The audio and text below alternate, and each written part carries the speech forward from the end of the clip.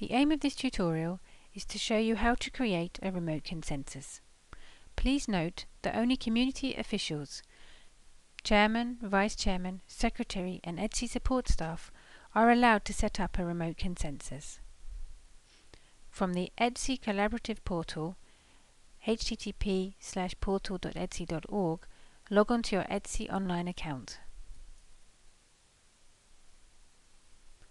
Select the technical body you intend to create the remote consensus for.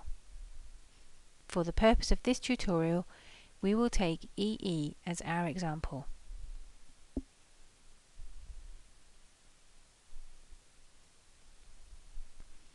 Go to the Remote Consensus portlet, which is on the right side of your screen, where all remote consensuses for EE are displayed. From this portlet, you can perform several actions. You can create a new remote consensus. Using the drop-down menu, you can display recent, ongoing and future remote consensuses, past ones, or all remote consensuses.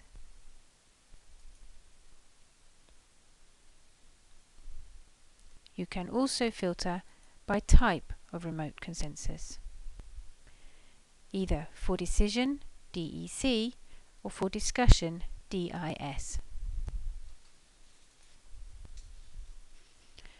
To create a new remote consensus, click on the link Create New. A pop-up window will open displaying all the fields that enable you to create a new remote consensus.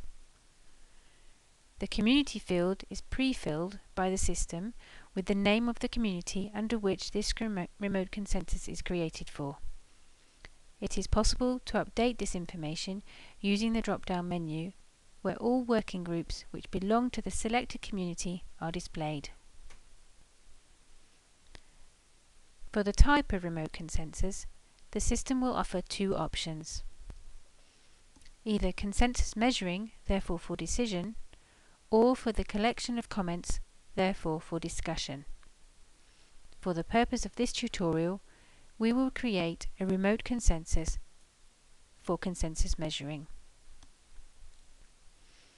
The field description is not mandatory.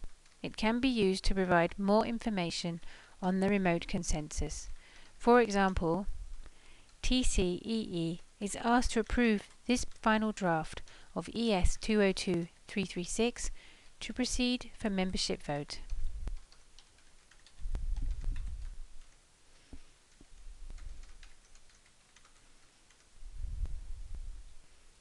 In creation mode, the status field is automatically set to the status planned and cannot be changed. For the start date, select the date you require the remote consensus to start. The start time will always be 1200 CET. Please note, the start date should be greater than or equal to the current date. For the end date, select the date when the remote consensus will end and when comments will no longer be allowed. The end time will always be midnight CET. Please note, the end date should be greater than the start date.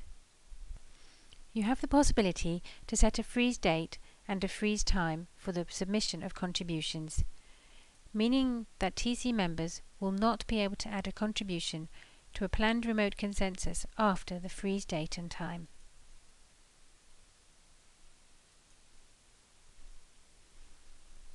For the status report date, this option refers to the possibility of a weekly status report. The system will ask you to indicate which day this report shall be sent to the TB membership list. When all mandatory fields are filled in, click on the Save button.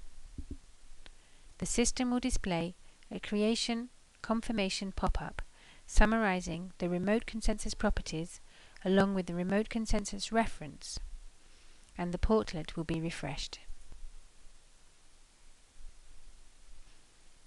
Please note that the announcement of the remote consensus measuring period and the results will be disseminated on the TB mailing list by the system. Now we advise you to refer to the tutorial called How to Add a Contribution to a Remote Consensus.